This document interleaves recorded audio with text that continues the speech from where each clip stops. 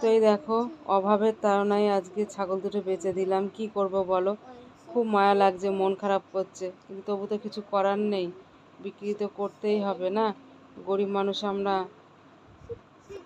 তো এই দেখো, সন্ধ্যাবেলা বসে বসে শসাগুলো কাটলাম, চারটে ছিল, তিনটে কাটলাম আর একটা রেখে দিলাম।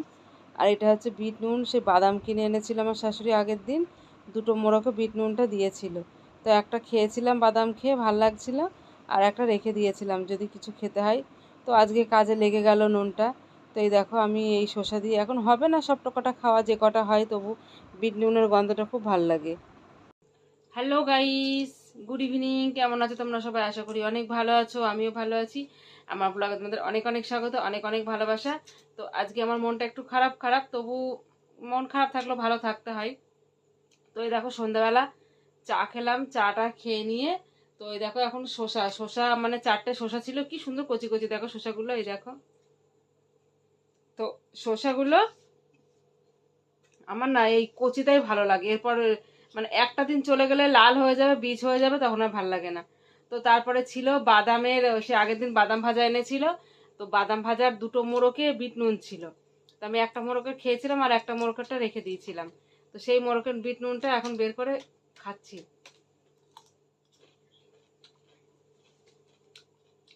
আমি একটা জিনিস বুঝতে পারি না,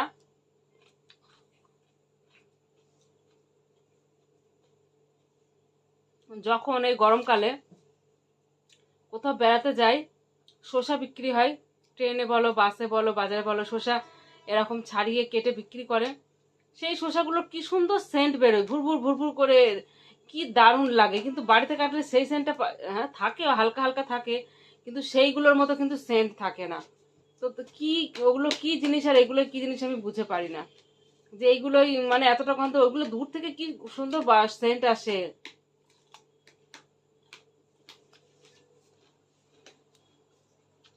আর আমার মেয়ে মার খেয়েছে।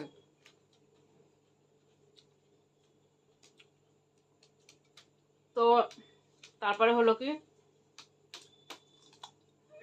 আজকে দুদিন ধরে আমার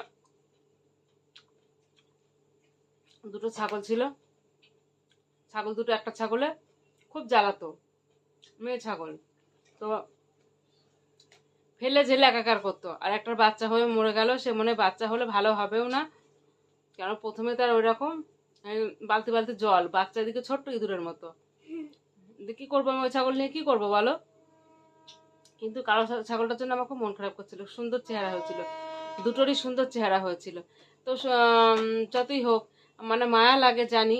তো তারপর আমি ভাবলাম যে রাখবো না, দিয়ে দেবো। তো কালকে বলেছিল, তা কালকে একবার এসছিল, না কালকে না, আজকে সকালে ব্যাপারে এসছিল। সকালে তখন স্কুল টাইম, আমি বললাম এখন আমার স্কুল টাইম, এখন আমি কথা বলবো না। তারপরে বিকালে এসো, না সকালে এসো, যে বিকালে আসলো, মানে একদম বেচতে গেলে একদম দাম নেই, কিনতে গেলে যে কত মানে ঠকা করে দেয়, কত মানে বড় এক একটা প্রায় অনেক অনেকটা করে মানে ওয়েট, কোলে করে নিয়ে যেতে পারছি না, কোলে করে সাইকেলে তুলতে পারছি না, কি দারুণ লাগছে। কিন্তু দামের বেলায় একদম কম। দুটো ছাগলে ১,৫০০ টাকা করে, ৩,০০০ টাকা দিল বলো, ৩,০০০ টাকায় হয়? একটা ছাগলের দামই ৫,০০০ টাকা, কিন্তু একদম দাম নেই, কি করবো বলো? দিতে হবে, এই কারণে ছাগলগুলো বেচে দিলাম। আমার রিপোর্ট করার আছে, তো আস্তে আস্তে টাকাগুলো তো জোগাড় করে রাখতে হবে, ২০,০০০ টাকা লাগবে এই রিপোর্টটা করতে গেলে কম করো। তো সেই জন্য কষ্ট করে দিয়ে দিলাম, যে যা হবে হবে। সেই জন্য মনটাও খারাপ, যে এত কষ্ট করে পুষি, জানি এগুলো বেঁচে দিতে হয়, তবু মনটা খারাপ লাগে, দুটো দিন একটু মনটা খারাপ লাগবে। আর মানে আয় করে ডাকলেই ছুটে আসতো, দেখেছো তো তোমরা। তো তারপর দেখলাম এদিকে তিনটে বাচ্চা হলো, আর একটারও হবে, তো এই কটা নিয়েই থাকি। তারপর সন্ধ্যাবেলা এই শসাগুলো কেটে খাচ্ছি, মানে এখন অনেক কাজ রয়েছে, জামা কাপড়গুলো গোছাবো, তো ভাবলাম শসাগুলো কাটিয়ে তোমাদের সঙ্গে একটু শেয়ার করি। আর একটাকে তুলে দিয়েছে, একটাকে দেখাতে পারিনি, একটাকে ওদিকে বাজার থেকে তুলে নিয়েছে, আর একটাকে ধরতে পারছিল না।